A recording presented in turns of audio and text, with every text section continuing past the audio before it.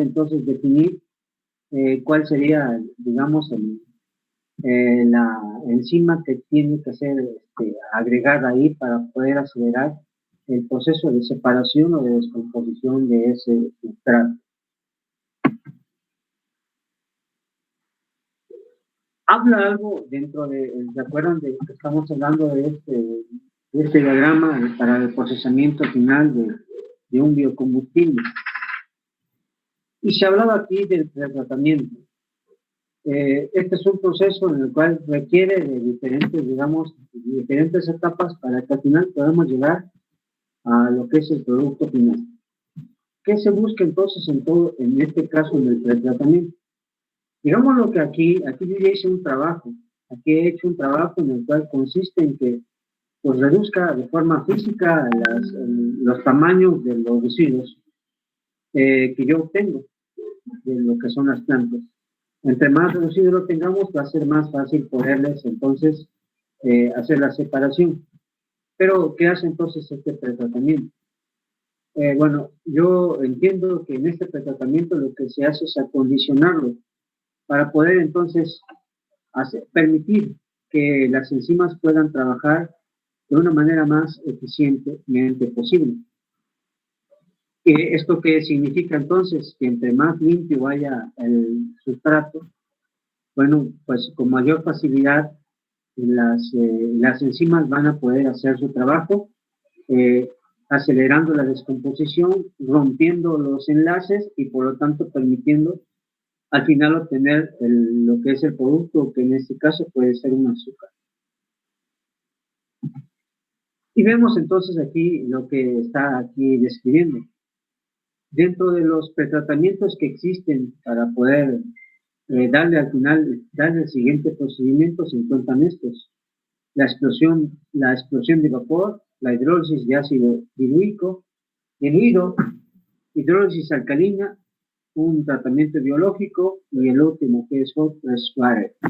Entonces, y se ven los diferentes rendimientos entre los costos energéticos y la productividad que se tiene. Vemos que uno de los que se emplean aquí con mucha más productividad es el de la explosión de vapor. Este proceso, por lo tanto, le permite hacer que se provoque esto.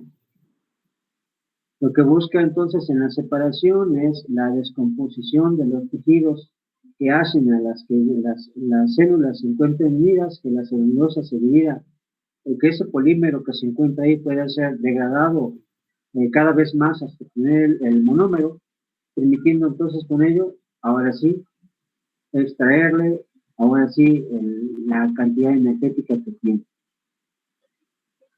Aquí se está colocando la información de lo que tiene contenido entonces la celulosa, todo lo que vemos ahí en ella y qué hace el pretratamiento. Podemos observar que el pretratamiento es básicamente le permite romper a estos enlaces que hacen a que ellos se mantengan unidos. Recuerden que esta lignina es la que le da forma, digamos, a la planta y por lo tanto entonces le da rigidez a ella. Pero también se encuentra la celulosa y se encuentra la hemicelulosa. Entonces, el pretratamiento lo que busca es romper a cada uno de ellos, permitiendo obviamente la mejor manera de poder extraer los contenidos energéticos. Bueno, hasta aquí, digamos que puedo mencionar que he trabajado con los dos biocombustibles obtenidos, que son los de primera generación y los de segunda generación para obtener un biocombustible. Pero no nada más es una forma de obtener entonces al final un combustible. Hay otras, digamos, hay también aquellos en los cuales a través de los residuos sólidos orgánicos se pueden también igual obtener un compuesto que es energético. En este caso se puede entonces hacer la aplicación de la pirólisis para la obtención ya sea de un gas, pues más bien se obtienen dos productos, se obtienen un gas y también obviamente se puede obtener un carbón. en este caso aquí llamado coque de pirólisis. Esto entonces, para la obtención de esta pirólisis, se tiene que llevar a cabo a través de este proceso que nos va a permitir entonces obtener esos dos productos, un gas y un carbón. Entendemos entonces que de acuerdo al tratamiento que se le dé a la biomasa, que es el residuo orgánico, es como vamos a obtener entonces esos dos componentes, un sólido y un líquido, o un gas más bien, con su correspondiente sistema para poder condensar los líquidos que se encuentran ahí mezclados con el gas. En este caso le llaman líquidos perolinosos.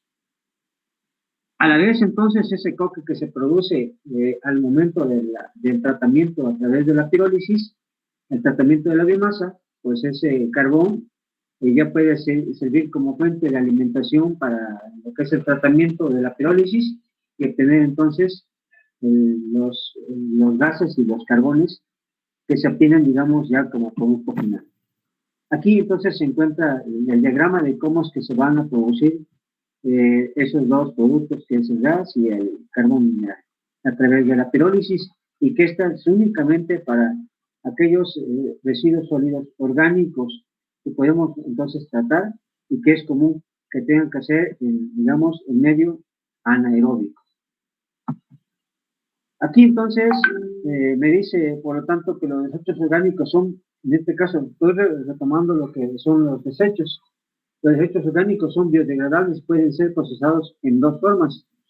En forma aeróbica para producir compostas y obviamente en la forma de la digestión anaeróbica para producir dos productos, que es un gas y como segundo producto un fertilizante, que podría ser algo similar a lo que se obtiene con la composta.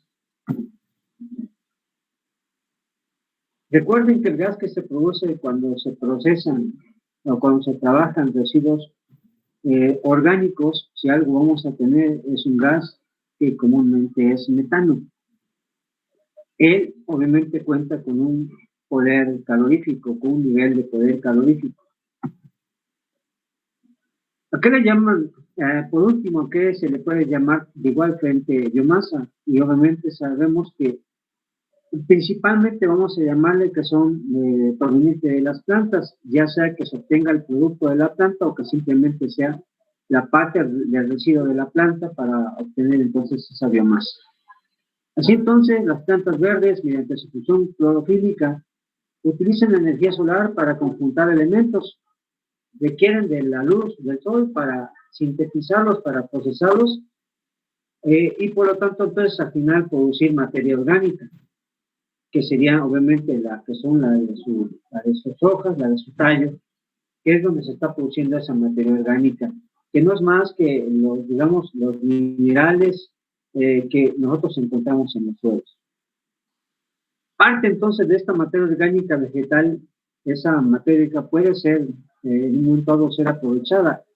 Para el caso de los animales herbívoros, bueno, ellas al consumirla la van a transformar, digamos, en energía química, y esa energía química se puede también convertir una en química, y otra en mágica, dándole entonces musculatura a sus músculos, a sus cuerpos, a los cuerpos de los animales, pero también una energía química que puede estar contenida en los residuos de ellos.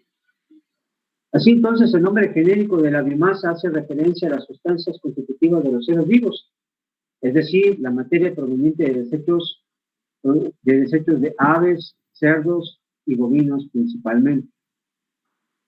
Esta biomasa en general puede entonces almacenar energía para poder ser utilizada en diferentes formas mediante la aplicación de diferentes procesos. Esta entonces energía puede ser utilizada, o esta biomasa puede ser utilizada de tal forma que pueda ser empleada como una fuente directa, como podría ser la disposición de lo que vimos en un principio, a través de los pellets, a través de la misma caña o a través del carbón que se extrae de la madera o de la leña. En ese caso estamos utilizando esta biomasa de forma directa para extraer la energía. En este caso se utiliza la combustión para el calentamiento directo, para sistemas de calefacción, por aire o por agua. Otro proceso que sigue y que para el cual nosotros vimos para la obtención de un biocombustible sería la destilación. En este caso, para la producción de biocombustibles como etanol, metanol y metano.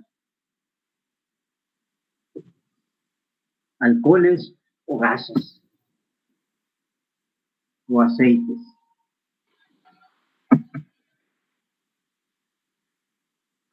Por último, entonces, en la utilización de la biomasa para cualquiera de los procesos conviene siempre hacer un balance de la energía empleada y de la energía final obtenida. Es por eso que en las próximas diapositivas hablaré algo de forma inicial en relación a las cantidades energéticas y prácticamente con eso daremos por terminado lo correspondiente a la unidad número 1 y que corresponde a lo que es todo lo relacionado a la biomasa. Lo cierto es que de todo lo que hemos nosotros alcanzado a ver, la importancia que se tiene al final, creo, es que si queremos nosotros procesar biomasa para la producción de algún biocombustible, este se puede dar de forma tal que lo podemos utilizarlo en forma directa, quemando entonces directamente, llevando a la combustión al residuo o a la biomasa tal y como la estamos obteniendo, digamos, del suelo, que puede ser en forma de leña o puede ser en forma de carbón. Y lo hago entonces de forma directa. O puedo entonces extraer energía a través de otros procesos que van a permitir entonces obtener otros productos que son los biocombustibles y que básicamente consisten en extraer los azúcares que todavía se encuentran contenidos en él y que por lo tanto entonces a través de ellos poder obtener las cantidades energéticas disponibles en él. Vemos entonces que según la aplicación que se le dé es como nosotros vamos a obtener un cierto, digamos, un cierto porcentaje, un cierto valor energético que tenemos. En resumen, entonces vemos que si lo hacemos de forma directa, si algo tenemos que considerar es que vamos a tener muy en cuenta las características tanto físicas como químicas.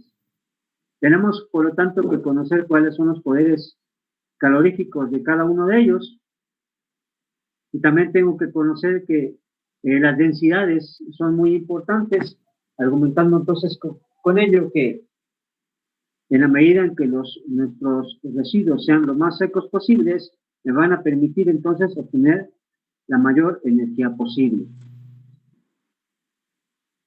En cuanto a los tratamientos que nosotros encontramos para obtener un biocombustible, ya no de forma directa, sino a través de un cierto proceso, en ellos, al hablar entonces de los biocombustibles de primera y de segunda generación, cada uno de ellos tiene al final tiene un tratamiento que los va a conducir, en ambos casos los va a conducir a la obtención básicamente de azúcares.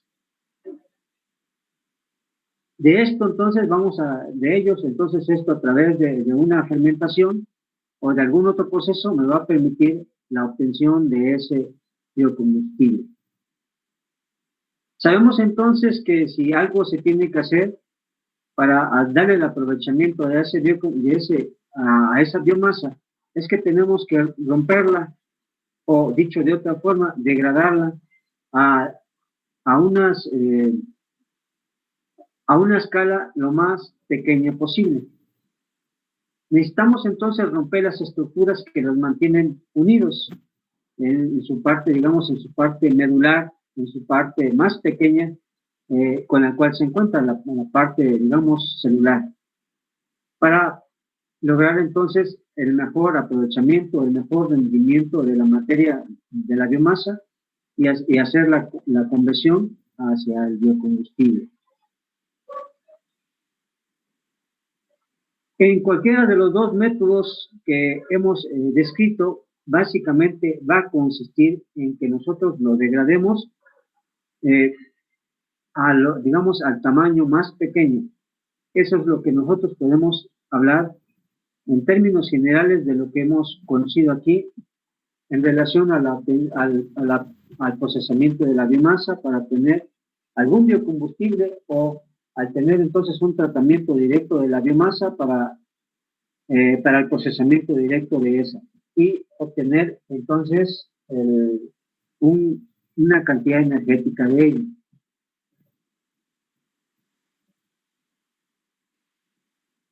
Hasta aquí, digamos, he terminado esta parte del conocimiento de los procesos para la obtención de algún biocombustible, de las características que tienen esos combustibles, de las formas que se requieren que tener, de la importancia de las características físicas y químicas para el mayor rendimiento de la biomasa, para la obtención de un combustible, para utilizarla como fuente de energía.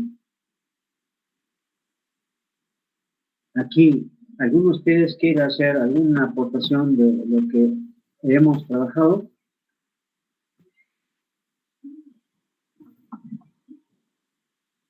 Les pregunto, muchachos. ¿Quieren hacer alguna observación? ¿Quieren hacer algún complemento de lo que hemos visto? Sí. Pues me parece que todo el tema de la biomasa es bastante complejo y muy amplio, todo este estudio, porque, bueno, estábamos viendo lo que era la parte de la fermentación y de la digestión. La hidrólisis enzimática, por ejemplo, es algo que realmente no es muy utilizado y que se requiere equipo especializado de altos costos. Entonces, toda la parte de los cálculos tiene que ser realizada de forma muy meticulosa. Además, todos los biocombustibles que podemos obtener, pues requieren un tipo de procesamiento diferente y también equipo que es muy distinto entre sí. No es lo mismo, no es tan sencillo como algunas veces lo hacen parecer, como es la producción de algún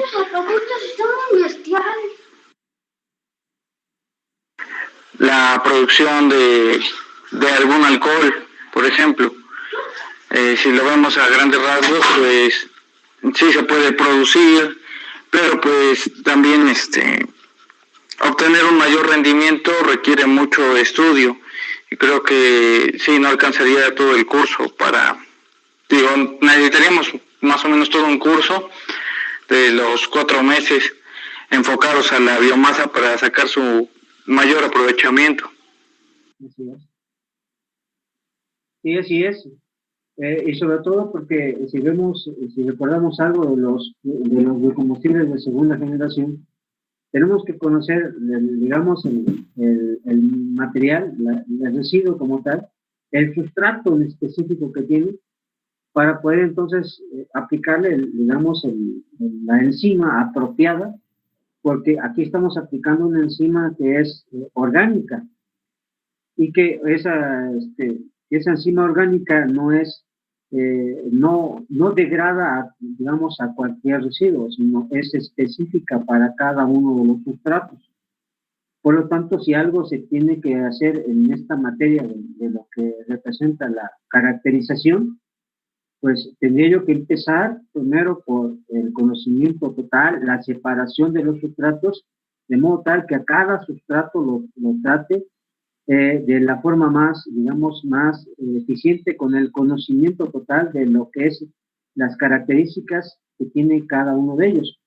Así entonces colocaría el sustrato más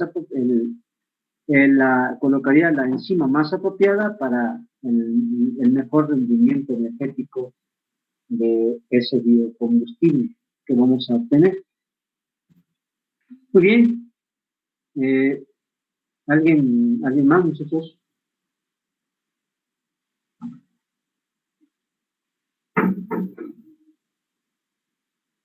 Los escucho. ¿Qué nos faltaría por trabajar? Ya su compañero dijo que tenemos que ser más, pues, dedicarle prácticamente mucho más tiempo para el conocimiento de esto. En realidad también si nos hace falta son los laboratorios que nos permitan hacer algunos estudios en relación a los contenidos de ellos. Sería caracterizar como tal el combustible, ¿no? Exacto, sí. Obviamente también bajo el conocimiento de las características, la parte química del sustrato, ¿no? Es decir, tener una muestra, por ejemplo, de acerrín de madera dura, tener otro de madera suave, tener uno de lo que son, digamos, hojas y tallos de maíz, para darle entonces, para ver cuáles serían las características que ellos tienen, los porcentajes que ellos tienen, y obviamente entonces ir conociendo acerca de todas las enzimas que existen para poderlas, digamos, agregárselas o hacer experimentos con ellas para irselas agregando y ver cuál es digamos, el rendimiento y qué tanto le puede afectar las variables físicas que pues comúnmente vamos a encontrar, ¿no? Por ejemplo, nosotros lo hacemos aquí, lo hacemos en Puebla y la temperatura promedio pues es diferente a la que encontraríamos, por ejemplo, en Sonora, ¿no? O en el sur del país. Entonces, tendríamos que ser específicos sobre la región, considerando esas variables que de forma natural se dan al momento de estar caracterizando digamos, el sustrato, ¿no? Pero por algo empezamos, lo que se tiene que empezar para poderlo caracterizar es identificarlo. Identificar cuáles son los componentes de cada uno de los sustratos y sobre todo que comprendamos que se requieren de esos procesos para poder hacer el rompimiento de ellos. Si no logramos comprender ello, pues simplemente entonces estaremos, digamos, solamente haciendo algunos ejercicios, solamente, digamos, para cubrir una práctica dentro de lo que representaría una asignatura, ¿no? Pero sin querer realmente conocer más allá de lo que se podía, digamos, aprovechar de ese recurso. Definitivamente que esto es algo que tenemos que ir haciendo, ya sea en grupo o de forma individual, para ir adentrándonos cada vez más, conociendo más, buscando más información, recopilando más información, procesándola, practicando sobre cada uno de los hilos y obviamente entonces ir archivando toda esa información que se está disponiendo para poder entonces, pues al final, digamos, sintetizarla, ¿no? Y de tal forma que tengamos un respaldo de todo lo que se está haciendo para al final aprovechar los residuos que nosotros en un momento dado lo estamos considerando como ya desperdicios sólidos, ¿no? O como desechos orgánicos, digamos, de la biomasa.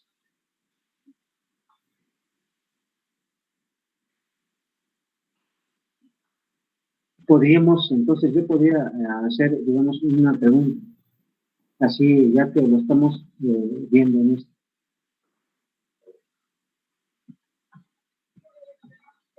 Podemos entonces utilizar, digamos, procesar a la biomasa y pasar directamente a obtener un biocombustible sin un procesamiento a través de la hidrólisis. Sin la hidrólisis, sin esa etapa de hidrólisis, ya sea enzimática o la hidrólisis que sea, dependiendo el tipo de sustrato, se podría utilizar, se podría obtener un biocombustible sin esa fase.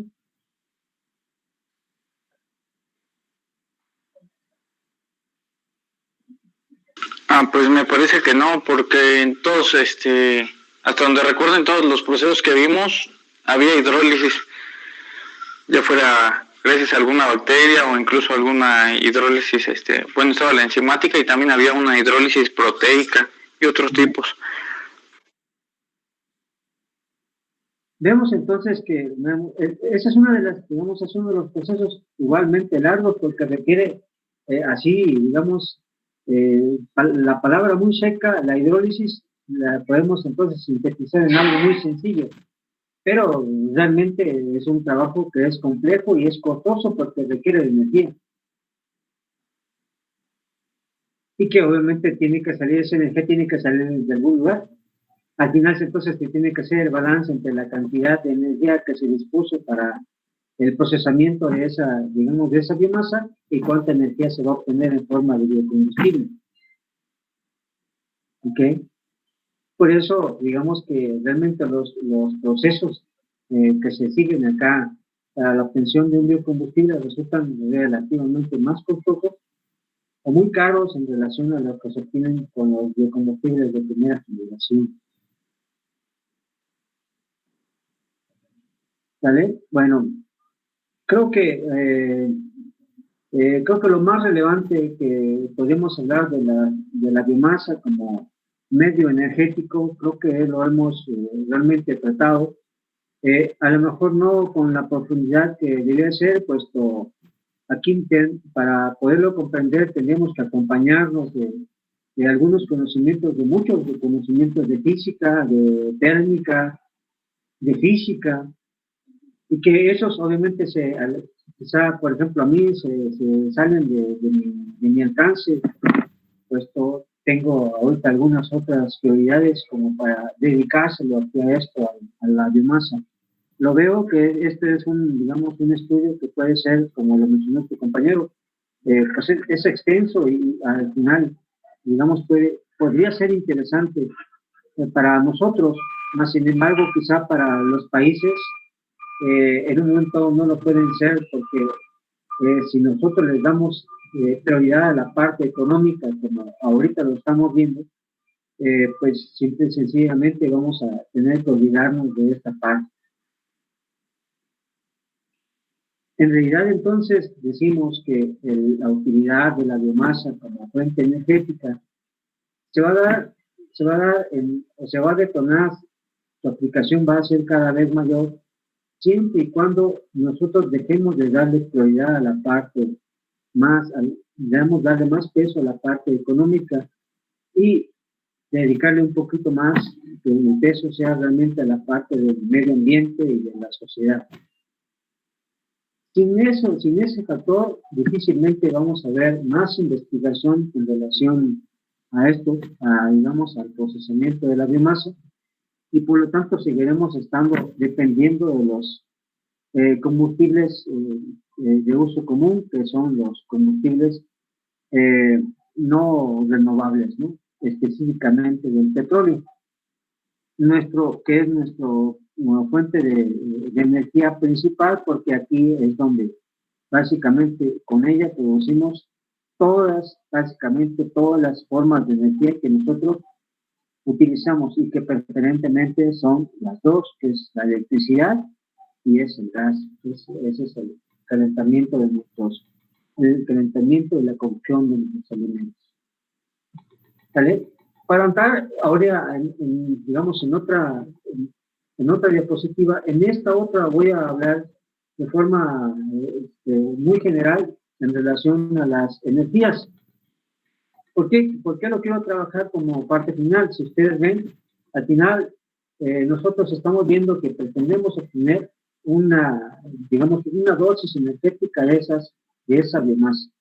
Y lo hacemos a través de diferentes tratamientos, llámenselo como se le llame, pero al final lo que buscamos es tener una forma de energía que se extrae de esa biomasa. Puede ser entonces a través de un procesamiento para obtener un biocombustible, o puede ser que se aplique de forma directa, que se use de forma directa para obtener la cantidad energética que dispone en la biomasa. Voy a empezar entonces en la siguiente diapositiva, les voy a mostrar cuál es, digamos, la disposición de energía que nosotros requerimos a diario. Hay dos formas de energía que nosotros como seres humanos son las que disponemos más, que es la de la electricidad y obviamente la del calentamiento de nuestros alimentos y la cocción de ellos. Entonces, pero en cuanto a la electricidad, mucho de ello lo utilizamos mucho es en iluminación, Obviamente otro más es para algunas otras tareas, como es la alimentación para nuestros dispositivos, llámense de cualquier tipo, pueden ser motores, pueden ser equipos de audio y de sonido, pero básicamente la forma en la cual nosotros disponemos de mayor cantidad de energía es en la forma de energía luminosa. Entonces, en la siguiente tabla, en la siguiente diapositiva, les mostraré las diferentes formas con las cuales se dispone la energía, al menos en México. Esto nos hace pensar cuál es la cantidad de energía que diariamente se tiene que generar y en un momento dado cuánta energía, digamos, a través de las energías renovables se podría en un momento dado suministrar a través de este medio. Entonces, permítame, les voy a cambiar entonces ahora las diapositivas para ir trabajando digamos, en los volúmenes de energía para los cuales estamos diciendo que son la electricidad y el gas como medios energéticos.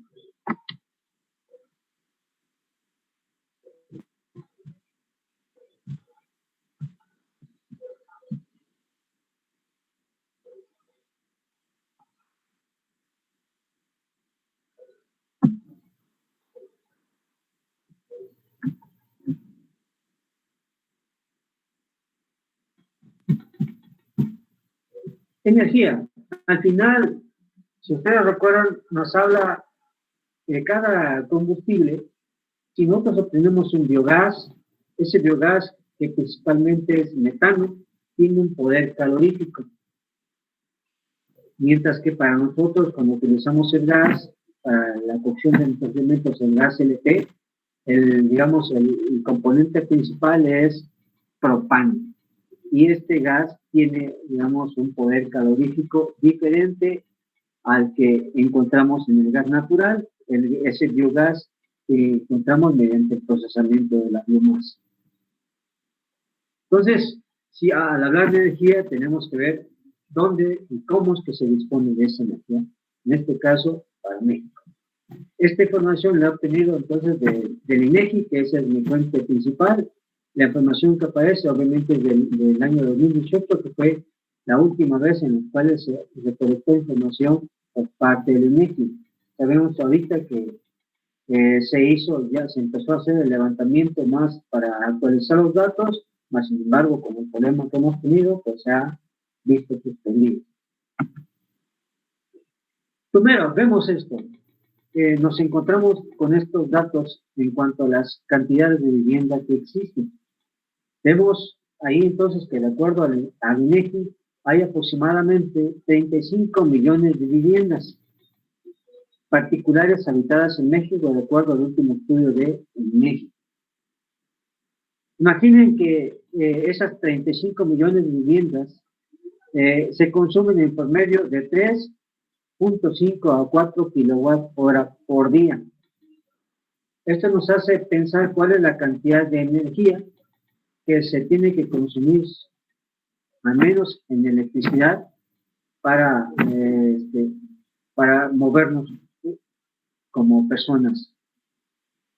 De ella, entonces, de esa fuente de energía que nosotros utilizamos, de la electricidad, solamente, básicamente, en forma de energía proveniente por parte de CFE, digámoslo así, encontramos que el 99.6% es el que suministra a través de esta forma, mientras que solamente el 0.1% representa el suministro de energía a través de paneles solares.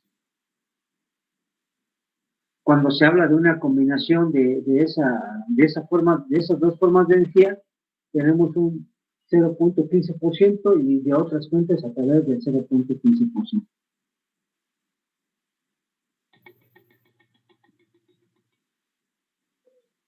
Aquí esto es importante porque nosotros podemos observar que el empleo de los paneles solares para la producción de electricidad es todavía muy, pero muy pequeño.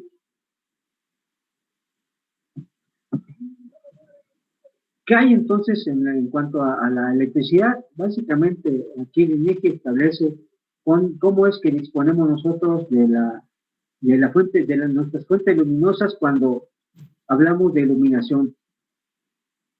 Básicamente tres, digamos, tres equipos que se utilizan de forma muy común para iluminar, que son las lámparas fluorescentes compactas, las lámparas incandescentes y las lámparas a LED. Y aquí el INEGI lo ha dividido en tres regiones diferentes. La región centro, la región norte y la región sur. De las cuales vemos que en síntesis, en todas ellas, el equipo luminoso que más se emplea son las lámparas fluorescentes compactas. Tienen los porcentajes más altos. En promedio, vemos que en cada región está por arriba del 70%. Vemos entonces que el lugar o la región en la cual disponemos de las lámparas a LED es la región central, es donde nos encontramos, en donde aproximadamente se aplica el 13% de todas ellas, de todas las fuentes luminosas que encontramos. ¿Qué nos hace pensar? Imaginen que invertamos nosotros los porcentajes. En lugar de que sea, por ejemplo, el 70% de las lámparas fluorescentes, que utilicemos nosotros solamente el 13%, mientras que hagamos que las lámparas fluorescentes, las lámparas a LED se utilicen un 70%. Esto implicaría un ahorro energético, pero enorme. Solamente para México, para conceptos de energía. Las lámparas a LED, que me producen un flujo luminoso muy similar a un foco incandescente de 100 watts, son del orden de que serían los 12 o 13 watts, mientras que para emitir ese mismo flujo luminoso mediante lámparas fluorescentes compactas, son del orden de los 19 a 23 watts. Por lo tanto, entonces estamos diciendo que es más eficiente las lámparas a LED que las lámparas fluorescentes compactas. ¿Cómo se distribuye el número de focos de acuerdo a nivel nacional y de acuerdo al tipo? Aquí pues entonces podemos ver que las lámparas que más se utilizan a nivel nacional son las lámparas ahorradoras fluorescentes, las que menos se utilizan son las lámparas a LED. Aquí entonces nosotros vemos que tenemos un gran campo para poder entonces explorar y hacer a que esto se pueda entonces revertir. ¿Cómo? Pues simplemente diseñando o construyendo equipos luminosos más eficientes o, adquiriéndolo con los chinos aquellos equipos y modificándoles esa tecnología para hacerlos más eficientes. Aquí entonces nos habla de cuál es el tiempo promedio en el cual se mantienen encendidos esos equipos para diferentes áreas que conforman nuestros hogares. Vemos entonces que el lugar en donde más se dispone de la fuente luminosa de uso serían las cocheras y los patios. Es donde más utilizamos, más horas, disponemos de esos equipos, más horas los mantenemos encendidos. Si estamos contemplando que tenemos un promedio de 5.5 focos por vivienda y sacamos que tenemos nosotros un promedio de unas 3 horas ya de operación, bueno, pues entonces yo estaría pues conociendo cuál es la cantidad de energía que yo voy a requerir por día para cada uno de los habitantes. Esto solamente en cuanto a iluminación. ¿Qué hay entonces con los combustibles y cómo se disponen en México? De acuerdo a la información que tenemos aquí encontrada del INEGI, vemos que el otro medio de combustible que se emplea para el calentamiento del agua a través de los calentadores de gas o para la cocción y calentamiento de nuestros alimentos, vemos que el gas LP es el que más se emplea a nivel nacional. Primero, porque obviamente las estufas que tenemos a gas vienen acondicionadas para poder ser conectadas a este tipo de gas. Si nosotros tuviéramos que utilizar otro tipo de gas con un poder calorífico inferior, en un momento tenemos que modificar, nuestras parrillas para poder entonces alcanzar los niveles caloríficos, los tiempos equivalentes correspondientes a lo que se obtiene a través de la conducción del gas LP. Vemos entonces que en todas las regiones, de todas ellas, preferimos el empleo del gas LP. El gas natural sí se emplea, pero un porcentaje, digamos, pequeño. Vemos que donde más se emplea ese gas natural es para la parte norte, mientras que para nosotros en la región central, realmente utilizamos aproximadamente el 6%, o el 5.8%. O sea, es realmente muy escaso. Obviamente, entonces, como energía térmica que nosotros encontramos, utilizamos muy pocas veces la energía proveniente de la electricidad, ya sea para la cocción o el calentamiento de nuestros alimentos. Tal es el hecho que, pues, obviamente, ya actualmente se nos hace muy fácil calentar nuestros alimentos en el horno microondas, y ese horno de microondas utiliza electricidad para obtener entonces al final el calentamiento del alimento. Otra forma entonces de utilizarlo, y que en algunas regiones ya se empieza a utilizar, son las estufas de inducción, que son estufas de electricidad. Obviamente haría falta conocer cuál es la demanda de electricidad que se tiene para poder entonces pues evaluar qué nos resultaría en un todo más, en términos económicos, que nos podría resultar más económico tener una lámpara de una estufa de inducción, una estufa a gas. En cuanto a los periodos, a las horas de operación que se tienen de acuerdo a la región, vemos nosotros que para nosotros en la región central tenemos que en promedio de 1 a 2 horas tenemos un consumo mayor, los que vivimos aquí en la región centro, mientras que en la región que es la región del norte, realmente se utiliza en un periodo mucho menor que el que nosotros utilizamos en la región central. ¿Qué hay entonces con el uso o el empleo de los calentadores solares, los calentadores a gas también? Vemos entonces que dentro del empleo de los calentadores a gas, en la región central, que es donde nos encontramos, es donde tenemos un menor porcentaje del empleo de los calentadores a gas. Esto hace pensar que obviamente estamos cada vez migrando al empleo de los calentadores solares, mientras que obviamente las personas ubicadas en la región del norte y la región del sur, pues realmente disponen muy poco de los calentadores solares. Prefieren más los calentadores a gas que los calentadores solares.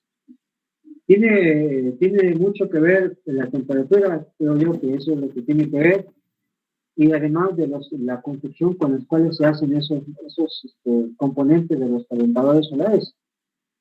Entonces, en la medida en que se vayan perfeccionando más esos sistemas de calentamiento de agua a través del sol, bueno, pues entonces creo que en la región del norte se va a empezar por el empleo de este tipo de medio de calentamiento del agua. Empezarán a dejar ellos lo que es el gas LP como medio para el calentamiento de su agua. Vemos entonces que con la información que nosotros tenemos ahí, vemos que los biocombustibles sí pueden ser un medio, ¿no?, que nos ayude a suministrar parte de la energía que requerimos a diario. No toda, porque simplemente en un momento no alcanzaría o el espacio que tenemos en nuestros hogares o la cantidad energética que nosotros podemos obtener por medios naturales. Por lo tanto, entonces, debemos ir pensando que el empleo de la biomasa como medio de producción de energía sirve para simplemente cubrir un cierto porcentaje del total de la energía que nosotros cotidianamente requerimos. Digamos que más adelante que vemos los poderes caloríficos, podríamos entonces ya trasladarlo a lo que representa, digamos, las cantidades energéticas que nosotros comúnmente requerimos.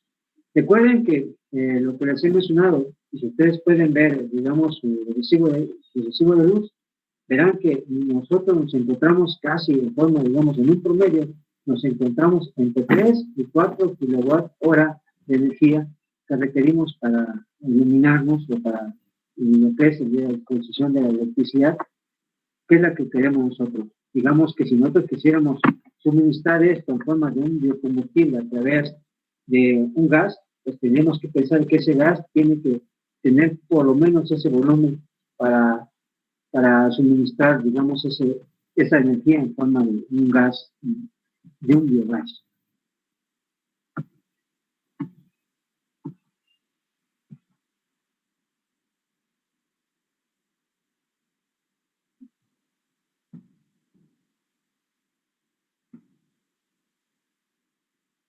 Cuando se procesa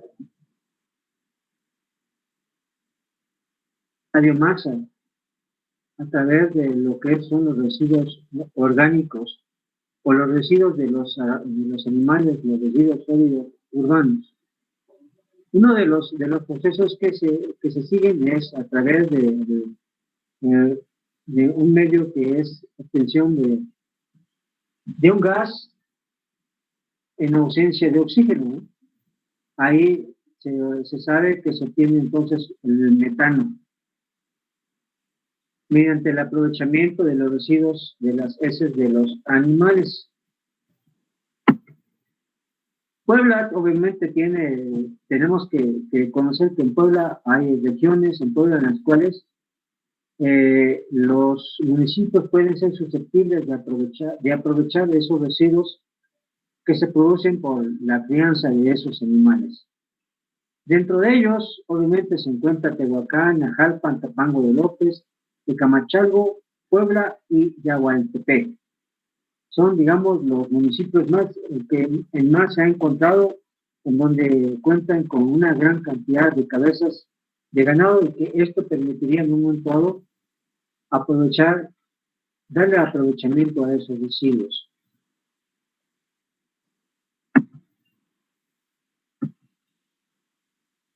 ¿Qué se obtiene o qué se sabe acerca del proceso para obtener entonces un biogás?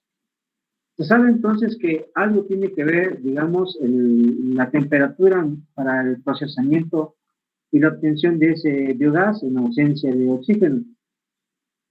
Aquí esta gráfica entonces les hace mención del rendimiento que se puede tener, digamos, mediante las diferentes temperaturas, de las cuales vemos que entre mayor temperatura, bueno, pues entonces vamos a obtener un mayor volumen de gas procesado por cada cierto volumen de desecho de los animales. Entonces, aquí, de acuerdo a la información, se sabe entonces, y que creo yo que es lo que ustedes tienen que saber, es que la temperatura es algo importante en el procesamiento de esta biomasa para la obtención de un biogás. ¿Qué se obtiene entonces de ello? ¿Qué se va a obtener? Y aquí empezamos a obtener algunos datos de los valores energéticos que encontramos. Dentro de las materias primas que encontramos de los desechos de los animales, de los desechos sólidos urbanos. Encontramos entonces el purín de cerdo y el purín de vaca, el estiércol de cerdo y el estiércol de vaca, y obviamente también el ensilado de maíz. Vemos entonces que, si hablando del estiércol, ¿cuánto se puede obtener entonces de biogás por metro cúbico? Y en comparación de lo que nosotros encontraríamos con los estiércoles de vaca. ¿Cuánto representaría entonces energía térmica? Aquí se habla entonces de los kilowatt-hora por tonelada de materia. digamos entonces, si es estiércol, obtenemos entonces los kilowatt hora son de 564, mientras que para el de la vaca son de alrededor de 486 kilowatt hora por tonelada. ¿Esto qué representa en forma de electricidad? Para los estiércol de cerdo encontramos un volumen de 226 kilowatt hora por tonelada, mientras que si es vacuno tengo 194. ¿En dónde se obtiene la mayor generación de biogás o mayor cantidad de energía térmica? Bueno, pues en aquellas biomasas provenientes de los cultivos, en este caso del ensilado de maíz. Vemos entonces que se obtiene un mayor volumen de tanto de generación de biogás como energías térmicas o simplemente como electricidad.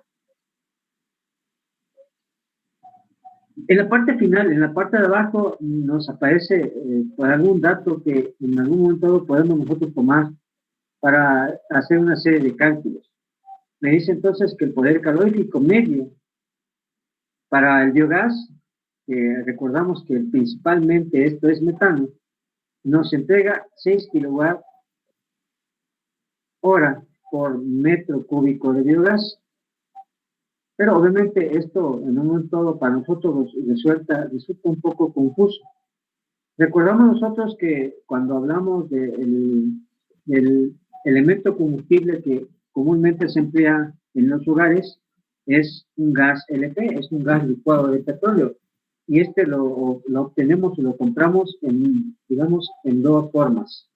Cuando lo compramos, digamos, en tanques o en equipos portátiles, normalmente lo adquirimos y lo compramos por kilos, mientras que si ya los compramos y lo disponemos en equipos que son fijos, en esos lugares, bueno, pues entonces lo hablamos realmente en litros o en metros cúbicos de ese biogás.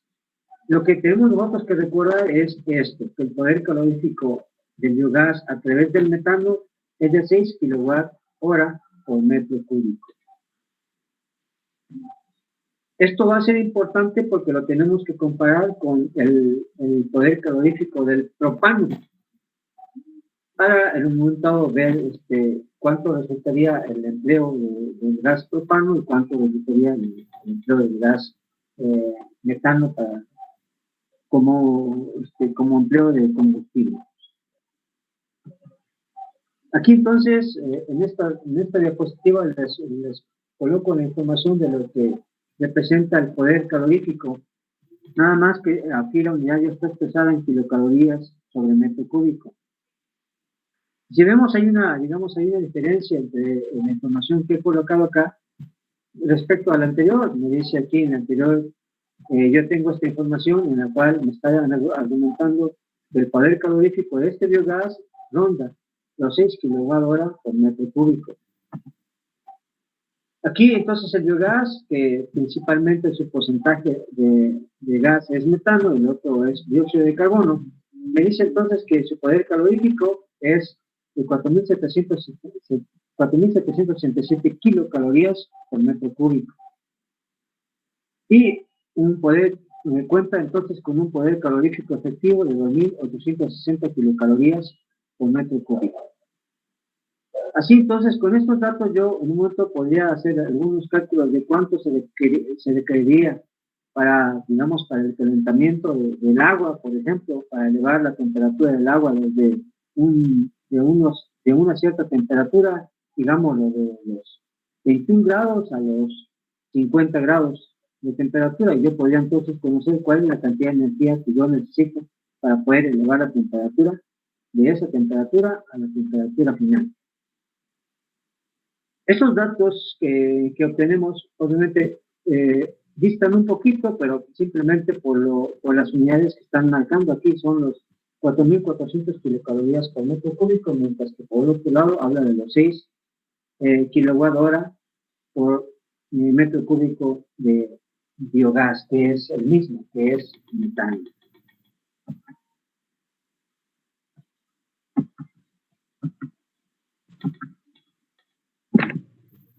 Algo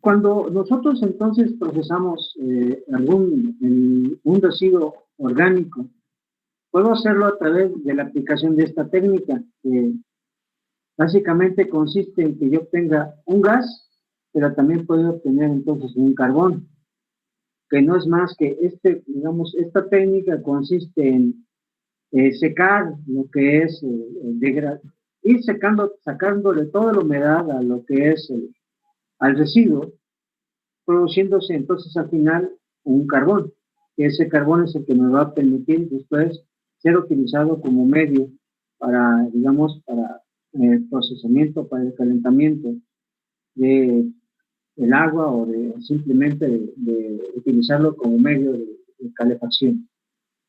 Entonces, este es el proceso que se puede seguir cuando nosotros vamos a procesar un residuo urbano o un residuo orgánico.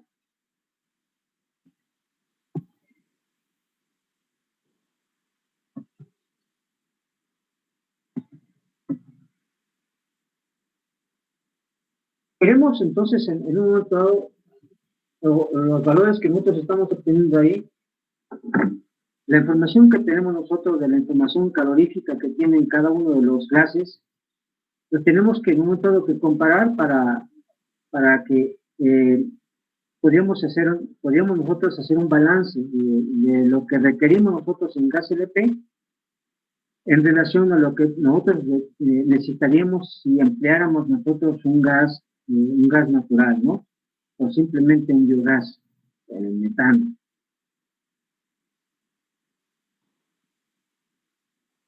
Aquí nosotros nos podemos preguntar, en un principio, ¿por qué nosotros en algún momento dado compramos, mediante los tanques estacionarios, compramos ese gas LP lo compramos en litros, mientras que por el otro lado, cuando los compramos en forma portátil, lo compramos en kilogramos, ¿no?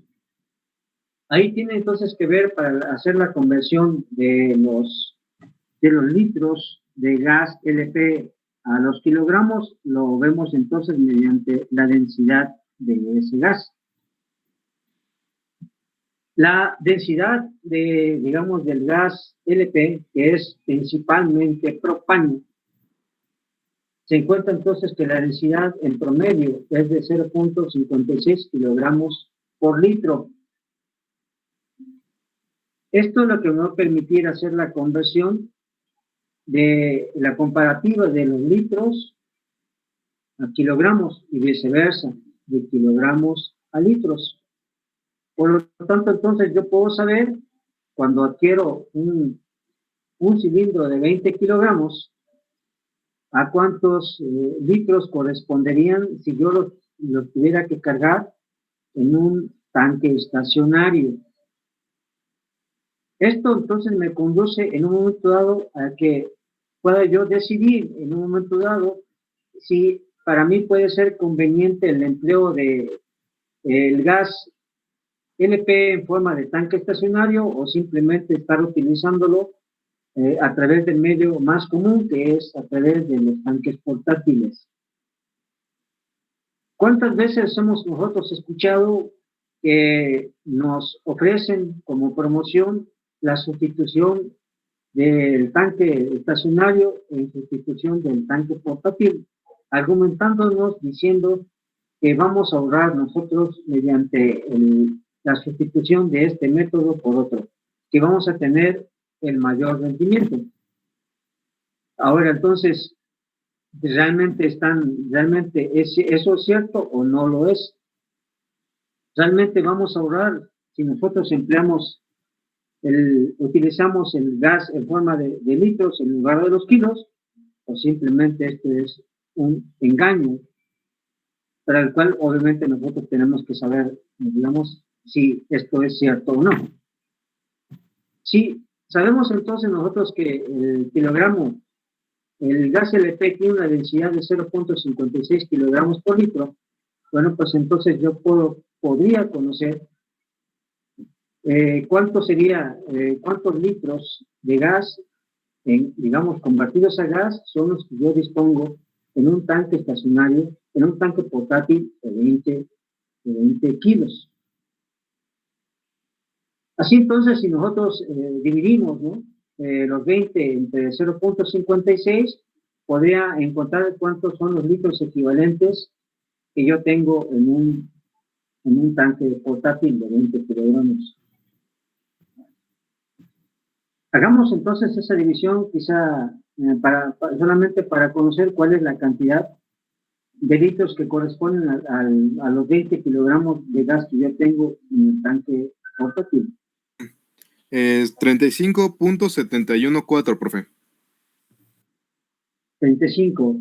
Sale entonces alrededor de 36 litros son los que yo tengo en gas, en forma de gas. ¿Vale? 36 litros aproximadamente que corresponden a los 20 kilos que yo tengo.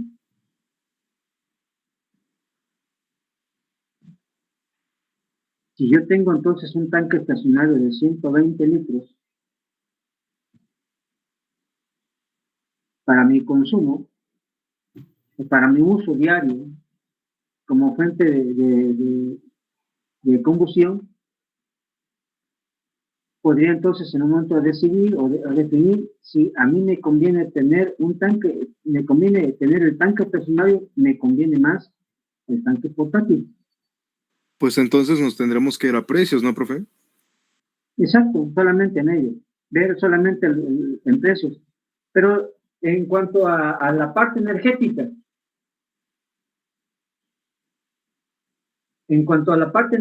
¿qué observamos nosotros? ¿Qué tenemos? En uno y en otro es diferente, voy a tener más energía en uno que en el otro.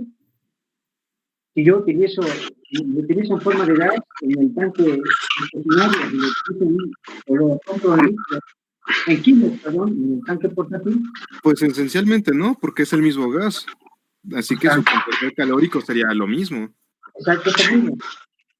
Entonces, cuando escuchemos a estas señoras donde nos dicen que nos conviene más que tengamos un tanque estacionario que un tanque portátil, realmente ellos están en lo cierto. Pues no. Es que a veces las personas confunden el litro con el kilogramo, entonces piensan que la es de 1 litro por kilogramo. Entonces, por eso también muchas personas optan por comprarlo por litro, porque piensan que es lo mismo, pero más barato. Exacto. Y además ellos piensan que van a ahorrar. Y lo cierto es que no. No va a haber ahorro.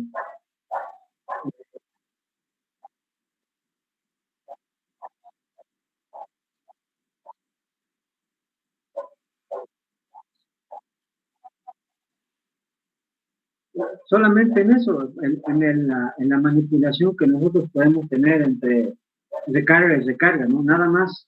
Ese es lo único que podemos nosotros encontrar como beneficio.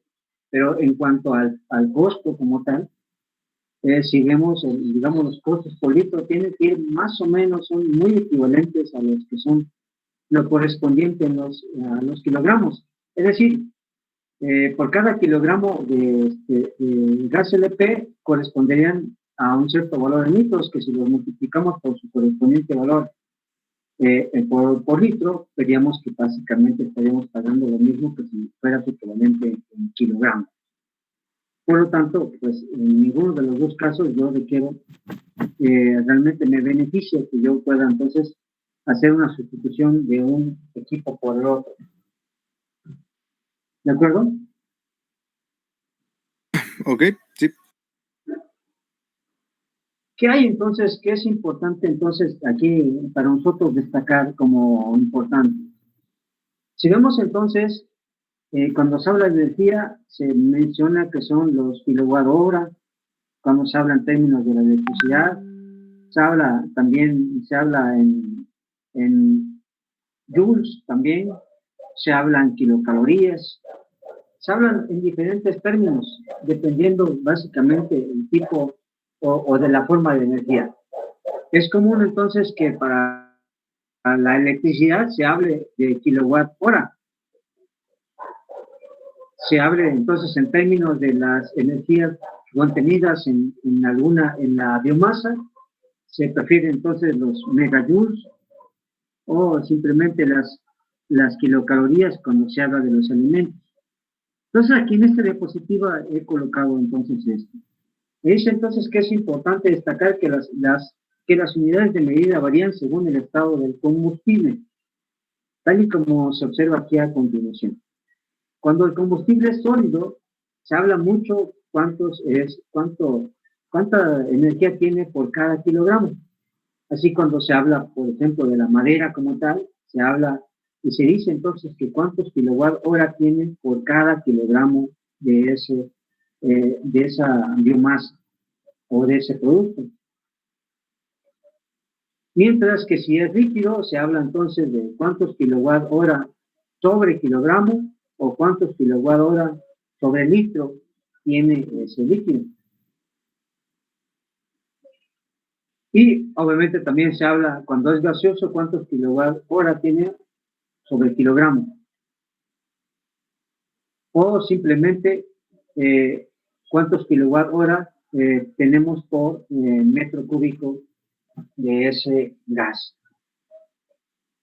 Así entonces es importante conocer cuáles son los gases que se tienen para los diferentes combustibles. El gas propano, que es el que se tiene, digamos, el mayor porcentaje en el gas LP, tiene un poder calorífico de 12.86, creo que es el que más tiene, es el porcentaje mayor con el cual cuenta el gas LP.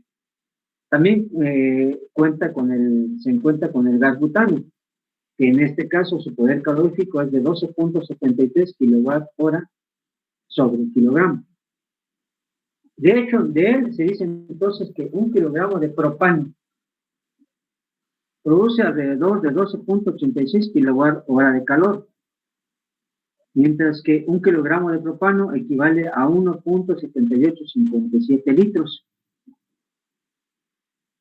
Así entonces, por lo tanto, 1 litro de propano produce igualmente produce 7.2 kilowatt hora de energía cada litro de propano.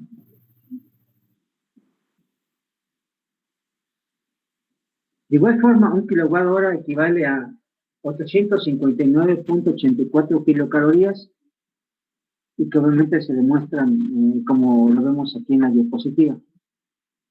1 kilowatt equivale a 1000 joules sobre segundo. Obviamente entonces una hora tiene correspondiente a 3600 segundos y que en suma tenemos nosotros que son 3.600.000 joules.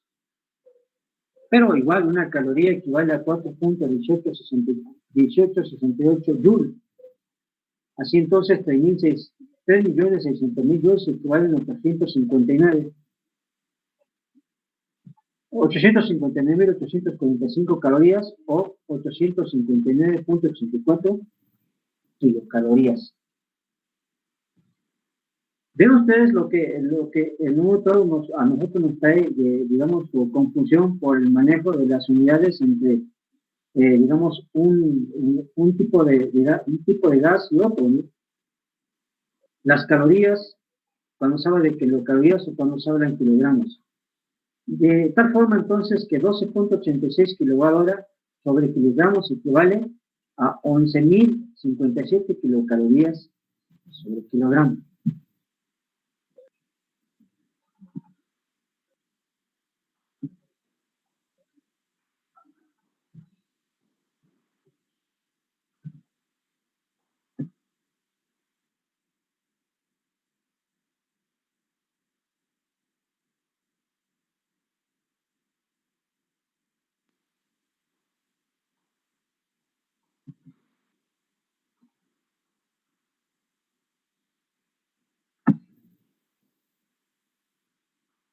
Permítanme, muchachos, mi máquina se alentó ahorita.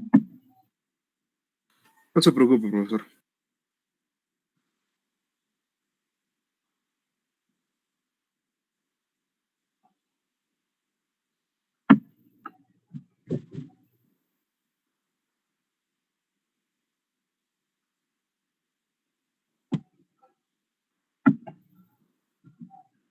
Vemos un caso. Yo les decía, les mencionaba también ya a sus compañeros, que yo, por ejemplo, aquí en la casa, yo ya he colocado unos calentadores solares y yo únicamente prácticamente utilizo el gas LP para la cocción y el calentamiento de los alimentos. Anteriormente, pues, un cilindro de 20 kilogramos, somos 5 de familia, como lo utilizamos para lo que es el, el calentamiento del agua y para la cocción, me duraba un promedio de 15, 20 días. Es lo que duraba, digamos, entonces, por lo tanto, voy a suponer que son 15 días los que me duraban un cilindro de 20 kilogramos. Actualmente, entonces, ese mismo tanque de 20 kilogramos me dura un promedio de un mes y medio. Es decir, me dura en promedio 45 días. Esto me hace entonces pensar cuánto era la cantidad energética que yo requería para lo que es el calentamiento del agua. O sea, yo realmente, digamos que 2/3 partes de la energía que yo utilizaba en forma del gas LP, realmente lo estaba yo quemando para el calentamiento del agua. Yo puedo entonces pensar en, digamos, cuál sería mi consumo en cuanto a kilogramos de gas LP. Y aquí yo hice, digamos, un cálculo de cuánto podría ser lo que tendríamos nosotros que obtener como biogás, cuánto es lo que tendríamos que suministrar como biogás si nosotros dejáramos de utilizar el gas LP y lo sustituyéramos nosotros por biogás. Y aquí yo estoy proponiendo que yo tenga un consumo de 0.7 kilogramos de gas LP. Ese sería entonces mi consumo. Me dice entonces que esto es pesado, aquí es pesado, estos 0.7 kilogramos de gas LP pesados en litros equivaldrían a 1.25 litros. Este sería mi consumo, digamos, diario, es lo que yo tengo que consumir diario en litros de gas LP, que como dijimos es principalmente propano, ya obviamente en otro porcentaje butano. Así entonces me dice entonces que 1 kilogramo de propano me entrega 12.86 kWh de calor, mientras que un kWh requiere entonces 259.84 kilocalorías. De ello, entonces, un litro es de 7.201 kWh de calor. Así entonces, yo tengo que de los 12.86 kWh equivaldrían entonces a 11.057.54 kilocalorías sobre kilogramo o 6.197.7 kilocalorías sobre litro. El calor, por lo tanto, que se requiere cubrir es de 12.86 kWh sobre kilogramo. Este multiplicado por los 0.7 kilogramos equivaldría a que yo tengo que simplemente que cubrir, con todo eso yo cubriría 9 kWh de energía. Eso es lo que yo requiero como dosis energética de energía. Es pesado en estos términos y que obviamente es pesado en calorías representaría los 7.738.56 kilocalorías. Así entonces el poder calorífico del biogás, recordarán en algunas diapositivas se colocó que era de 6 kWh promedio, 6 kWh por metro cúbico. Mientras que acá yo estoy diciendo que tiene un poder de 4.500 a 5.600 kilocalorías por metro cúbico. Vámonos, si se considera entonces el valor inferior, tendríamos entonces que el total de calorías que yo requiero que representan esos 0.7 kilogramos de gas LP convertidos a kilowatt-hora. Veo entonces que haciendo haciendo la operación, yo requeriría de 1.72 metros cúbicos de gas para cubrir esa misma necesidad. Esa es lo que yo tendría en un momento dado que hacer como sustituto, si yo quisiera en un momento dado hacer la sustitución de una forma de combustible hacia el otro. ¿Qué es lo que se hace entonces en este caso para poder hacer los balances? Primero, encontrar cuáles serían las cantidades energéticas que representan en función a nuestro consumo, y obviamente cuánto es la cantidad de energía que nos entrega el otro combustible que queremos nosotros proponer como medio sustituto para consumo, ¿no? Eso es lo que quiero que viéramos nosotros al final, de lo que requerimos nosotros para poder hacer algunos cálculos y poder hacer estimaciones de cuánto serían las cantidades energéticas pues que tendríamos nosotros que cubrir para poder entonces hacer la sustitución de un gas por otro. Hasta aquí, muchachos, lo que quise ver al final es, una vez que conocemos nosotros cuáles son las características de los biocombustibles, a través del conocimiento de los poderes caloríficos, a través de que conozcamos cuáles son las diferentes formas, los diferentes procesos para obtener entonces un diferente medio biocombustible. Al final lo que nosotros buscamos es conocer cuál es la cantidad energética que dispone ese combustible para poder en un momento dado cubrir una necesidad que cotidianamente nosotros tenemos cuando disponemos de los medios comunes de suministro de energía. Para el caso que les he puesto es el gas LP.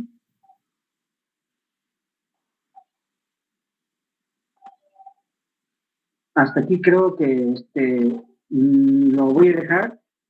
Quizá me hizo falta hacer un poco más específico en relación a las conversiones que se dan para hacer para tener esos balances de conversiones de kilocalorías hacia los kilowatt-hora o hacia los joules, hacia los megajoules, para realmente obtener o ver que esas relaciones sí son ciertas. ¿Hay algo que quieran comentar? ¿Algo que quede como observación a lo que les he puesto, muchachos?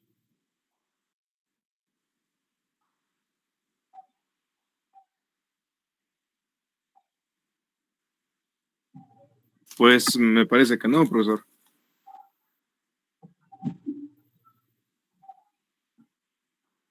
¿Alguien no, muchachos? Sí, esto es bastante interesante. No, mire. Por el sentido de la aplicación.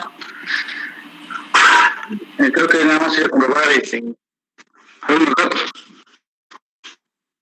Creo que esto tiene que ser, digamos, esto puede tomar más importancia en la medida en que nosotros conozcamos de las diferentes conversiones que se tienen para los diferentes combustibles. ¿Cuánto es la cantidad energética que tiene cada uno de los combustibles? Y si yo quiero sustituir un combustible por otro, bueno, necesariamente tengo que pasar por las diferentes unidades que se tienen para poder entonces encontrar su equivalente.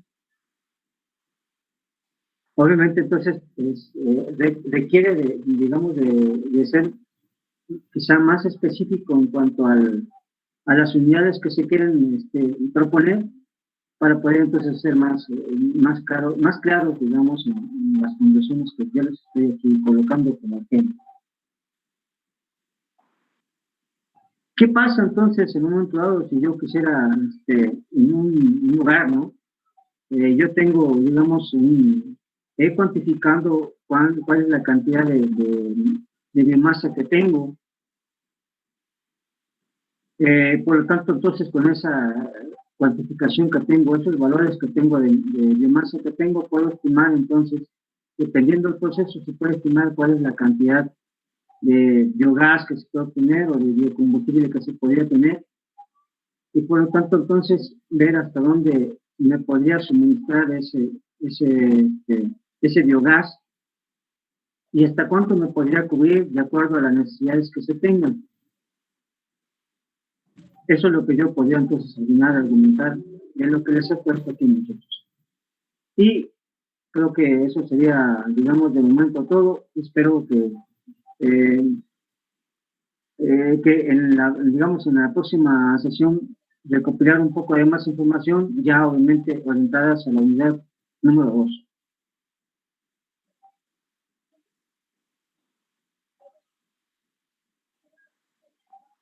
Lo voy a dejar ahí, muchachos. Voy a terminar hoy con ustedes en relación a este contenido. Nos estaremos viendo en la próxima clase, ya hablando del siguiente, digamos, de la siguiente unidad. Vale, profe. Dale, profe. Excelente tarde. Dale, muchachos. Nos vemos, profe. Bye. Hasta luego. Hasta luego.